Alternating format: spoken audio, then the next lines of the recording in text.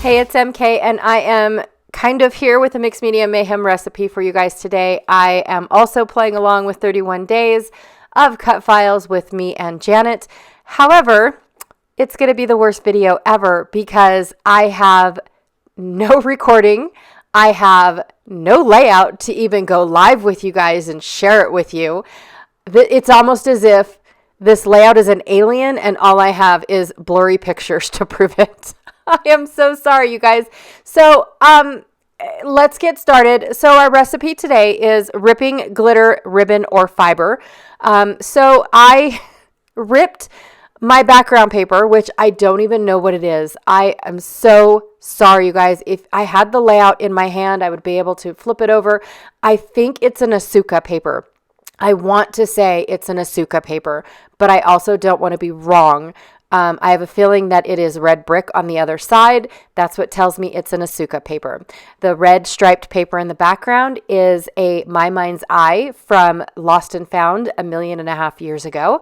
I have our cut file of the day, which is the geared one that almost looks like a key, with it having, it's out in the at the bottom, and has the word treasure on it. And then I threw in a bunch of my other gears that I have created several years ago. I distressed them. I had video footage of that as well. I apologize, I don't have it anymore, but I used 3 different brown sprays from 3 different companies, Shimmers, Heidi Swap, and give me a second, Dina Wakely. And I ended up spraying a little bit here and a little bit there. I actually used 2 different shimmer sprays because I know the metallic is also a different spray as well. And then I have gold stickers that are from the a super old Stampin' Up collection, you guys. So that's the gold stickers. And then my fiber is also from Stampin' Up. And then, of course, my alpha set, right? So here's some close-ups. I did slow this down a bit because I had no clue what I was going to be talking about, how long it was going to be taking, any of that stuff. So I went to my typewriter. I love my typewriter, you guys. It's from the 1950s. And it's a chicken pecker, if you guys know what that means. I apologize if it sounds wrong, but literally you have to pluck and peck at each key, because if you try to go too fast, they all get stuck together. So anyways, I looked this up about the evidence of the lock and key mechanisms date back 4,000 years in ancient Egyptian history. Locks and keys were originally constructed by wood until we started working with metal. Now that is summing it up as far as, you know, the lock and keys go. But if you think the Egyptians back in the day, I mean, weren't they the foundry for almost all of our stuff? In all honesty, it seems like every time that I try to do a bunch of research, it always goes back to the Egyptians of some sort. And it's almost like we brought it over to our island in an essence. Anyways, so I did end up typing these. Now, when I do my typewriter, I do actually type one line and then hit the return and page, page break several different times. So that way I have time to play and cut my little strips in half. It's not an exact science. And then I absolutely love ripping the ends. And then, of course, I gave it a little bit of inking. Couldn't tell you which inking, but a little bit of inking to let that just look like it belonged on the page. So that is what I did with my typewriter. I love the... I know this sounds weird. I love the shadowing on some of the keys. I know that it's not supposed to do that. I know there's some sort of calibration that I can do to fix that, but I don't want to. That's what I love about my typewriter. So here's a close-up of the actual cut file. It is on top. I actually inked it darker so it stood out a little bit more, but I loved that it looked like a key when I was looking at it and thinking about it even more. So this one I actually inked and sprayed and did all that stuff in the video for you guys that no longer exists. You know, the video that isn't with the layout that's not. Oh my gosh. Oh, I looked in the exact spot where it is supposed to reside in my album 3 times, you guys, hoping that it would appear, and it did not. Oh my gosh. Anyways, let's make some lemonade. So here's where I also took and cut apart a bunch of those gold stickers from Stampin' Up. It was a kit quite a while ago where they had these shapes and then these really beautiful leaves coming off of the shapes. And you were supposed to put the shape in the middle of a card, and then the sentiment fit inside the shape, and then the beautiful greenery or goldery was wrapped around it. Now, I cut up all of my gold leaves so that way I could scatter them throughout, and then I didn't have this weird shape on my layout. And like I said, I did ink my cut file darker so that way it stood out from the other cut files that I ended up using. Now, this particular gear cut file is a set, so it's really just one cut file. But when I say cut files, it just had multiple images within one cut file.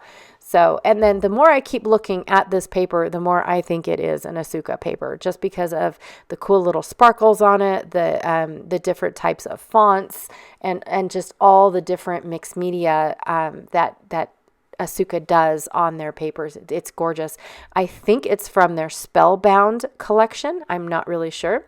So here is a close-up of the upper half. Hopefully it will scroll down and I can see, and it'll show you guys more of the title. So the title just says History of the Lock and Key.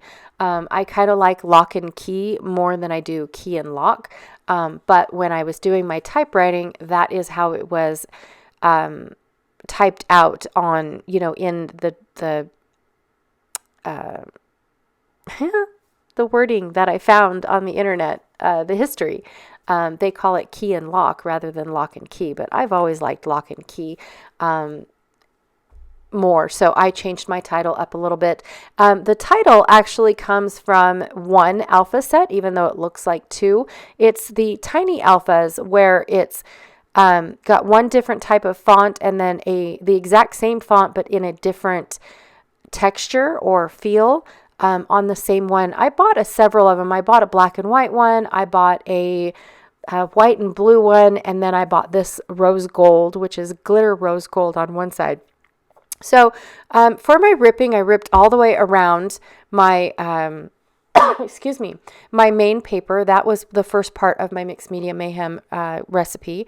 And then for the glittering, I've got my glitter alphas here. And then the ribbon and fibers was the ribbon that was from the Stampin' Up down at the bottom. And I put it on top of a piece of washi tape that blends in a little bit too well. And that's why I added the ribbon, because I almost forgot. Seems like I always forget one or two of the recipe. Yeah, it go figures. But I brought out that so that way there was like a shelf for my photos to sit on. I just backed my photos. I've got 2 photos here. It looks like more, but it's only 2. And I backed them in black cardstock. And then here you can definitely see all the different sprays and things that I used on my gears. Now, I also left a dirty towel at the bottom of my spray box because it was already a metallic that I'd already used. It was a darker metallic. And so when I laid my white gears down in my dirty spray box and you start spraying with more liquid, it activates the other liquids that you used. I do recommend, most definitely, I do recommend that you change out your paper or your paper towel or whatever you're using at the bottom of your spray box frequently, or you will get that transfer. I happen to like the transfer because it is a design on my cut file that I probably would not have gotten if I did not use a dirty towel. I also like Mysteries and Secrets because that's why we lock things up. I really thought that was the perfect little set. Now these little tiny word stickers are from my Prima tiny word sticker book, which I think is called the Archivist Collection. I lost the cover of the book as soon as it actually popped out of the package. It definitely was not well glued together, which is fine. The stickers stick perfectly. I don't need the cover to protect the stickers. They are very good, very sturdy cardstock stickers. So Here's more close-ups of some of those gold stickers as well. So just definitely getting a feel for what I've got going on. But honestly, that is all that I have for you guys today. I do apologize indefinitely for the lack of video for this horrible voiceover. I am so sorry, you guys. Thank you again for hanging out with me. I really, truly appreciate it. Don't forget to check out the links that I have down below. I have the Mixed Media Mayhem playlist link for those that actually did videos today. And then I have the playlist for 31 Days of Cut Files and all the marvelous people that are playing along with the Cut Files this month. And then, of course, the Facebook group. The Facebook group is where other people that don't have YouTube channels are posting on a daily basis, you guys. It is fabulous going and seeing all of their wonderful artwork.